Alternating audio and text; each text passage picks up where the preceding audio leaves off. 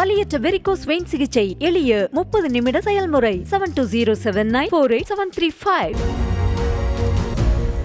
நாடாளுமன்ற தேர்தலையொட்டி மதுரை திருமங்கலம் ஆனந்தா தியேட்டர் எதிரே அமைச்சர் உதயநிதி ஸ்டாலின் காங்கிரஸ் வேட்பாளருக்கு ஆதரவாக பிரச்சாரத்தில் ஈடுபட்டு வருகிறார். அதன் நேரலை காட்சிகளை தற்போது பார்த்து வருகிறோம். கண்டிப்பாக உங்களுக்கு பிடித்த ஒரு வேட்பாளரை, அன்னை சோனியா காந்தி ஆசை பெற்ற வேட்பாளரை, நம்முடைய தலைவருடைய அன்பை பெற்ற வேட்பாளரை, உங்களுடைய ஆதரவை பெற்ற வேட்பாளரை, வெற்றி வேட்பாளரை நம்முடைய ஒரு நாளைக்கு அனைமா அறிவிச்சிருவாங்க. அனைமா உங்களுக்கு தெரியும் யார் வேட்பாளர்னு தெரியும். ஆனா நான் உங்ககிட்ட கேட்பதெல்லாம் ஒன்னே ஒன்றுதான், யார வேட்பாளர் அறிவிச்சாலும் நீங்க மனசுல ஒன்னே ஒண்ணுதான் வச்சுக்கணும். இந்த விருதுநகர் தொகுதியில் நிக்கிறது யாரு? டாக்டர் கலைஞர் தான் வேட்பாளர்.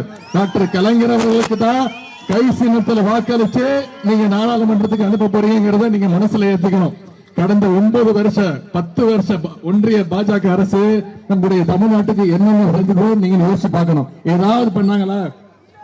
ஒன்றிய பிரதமர் திரு மோடி அவர்கள் 2014ஆம் ஆண்டு இங்க வந்தாரு, மதுரைக்கு வந்தாரு. பக்கத்துலதான் என்னது வச்சிருக்கேன், இந்த கையில கொடுப்பேன். அடிக்கல் நாட்டிட்டு போனாரு. ஒரே கல்லு, இந்த கல்லு தான் இன்னும் பத்திரமா வச்சிருக்கேன். நீங்க கட்டி முடிக்கிற வரைக்கும் இந்த கல்லை நான் திருப்பி கொடுக்க மாட்டேன். இந்த கல்லையும் நான் தூக்கிட்டு வந்துட்டேன். சரியா? திருப்பி 2019ஆம் ஆண்டு வந்தாரு. வந்து திருப்பி நிறைய வடெல்லாம் சுட்டுட்டு போனாரு. என்ன சொன்னாரு? 2020 இந்தியாவை வல்லரசு நாடாக்க போறேன்னு சொன்னாரு. இப்ப என்ன தெரியுமா சொல்றாரு? 2047 வல்லரசு நாடாக்க போறேன்னு சொன்னாரு. ஞாபகம் இருக்காம 2019ஆம் ஆண்டு திடீர்னு ஒரு நாள் நடுராத்திரி எந்திரிச்சு என்ன பண்ணணும்னு தெரியாம 500 ரூபாய் நோட்டு 1000 ரூபாய் நோட்டு செல்லாதுன்னாரு. ஞாபகம் இருக்கா? என்ன சொன்னாரு? கருப்பு பணத்தை ஒழிக்க போறேன்னாரு. ஒழிச்சாரா? ஆயிரக்கணக்கான மக்கள், லட்சக்கணக்கான மக்கள் ஏடிஎம் வாசல் நின்று உயிர் போனதுதான் மிச்சம். இப்படி எதையுமே தமிழ்நாட்டுக்கு செய்யல. எல்லா நம்முடைய பயணத்தோட பெயரு, இந்த பிரச்சார பயணத்தோட பெயரு மாநில உரிமைகளை மீட்போம். நம்முடைய தலைவருடைய குரலாக அனைவருமே இந்த பிரச்சாரத்தை எடுத்து செல்வோம் அப்படிங்கறதுதான். 3 உரிமை நான் சொல்லிடுறேன். மொழி உரிமை,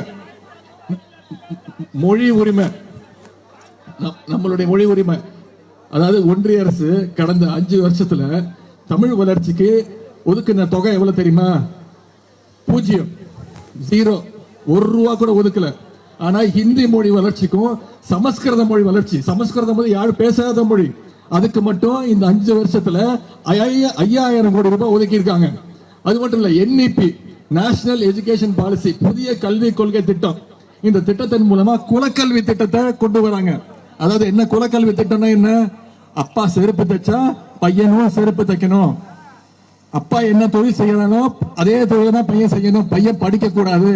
10ஆம் வகுப்புக்கு இப்ப நம்ம வீட்டு பசங்க பொது தேர்வு எழுதுறாங்க, பப்ளிக் எக்ஸாம் எழுதுறாங்க, உங்களுக்கு தெரியும். ஆனா இந்த புதிய கல்விக் கொள்கை மூலமா இனிமே 8ஆம் வகுப்புக்கு பொது தேர்வு, 5ஆம் வகுப்புக்கு பொது தேர்வு, 5ஆம் வகுப்பு படிக்கிற பையனுக்கு பொது தேர்வு தேவையா? ஏன் இதை கொண்டு வராங்க? நம்ம வீட்டு பசங்க, தமிழ்நாட்டு பசங்க நல்லா படிக்கிறாங்க, படிக்க கூடாது அப்படிங்கிறது தான் ஒரே குறிக்கோள். அதே மாதிரி நிதி உரிமை.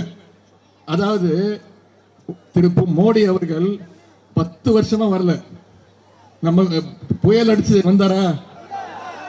மிக்ஜாம் புயல் அடிச்சு வந்தாரா? சென்னை, செங்கல்பட்டு, திருவள்ளூர், காஞ்சிபுரம், தூத்துக்குடி, திருநெல்வேலி அனைத்து மாவட்டங்களும் பாதிக்கப்பட்டோம்.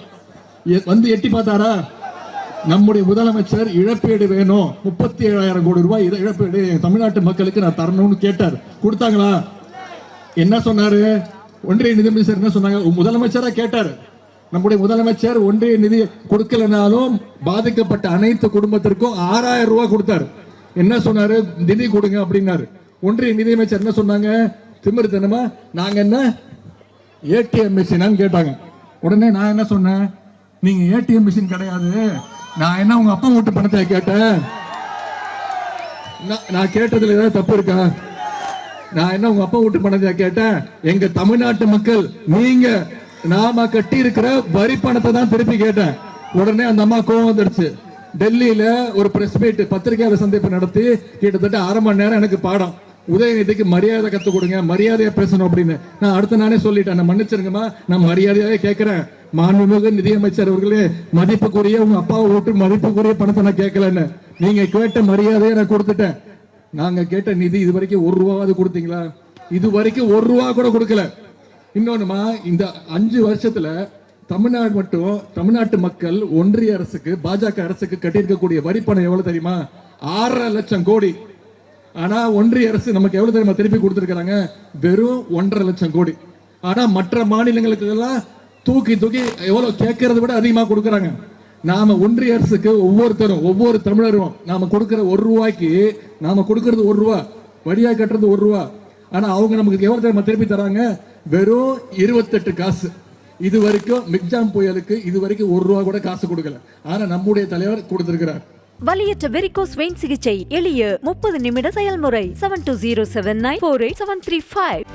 செய்திகளை உடனுக்குடனும் துல்லியமாகவும் தெரிந்து கொள்ள சப்ஸ்கிரைப் பண்ணுங்க.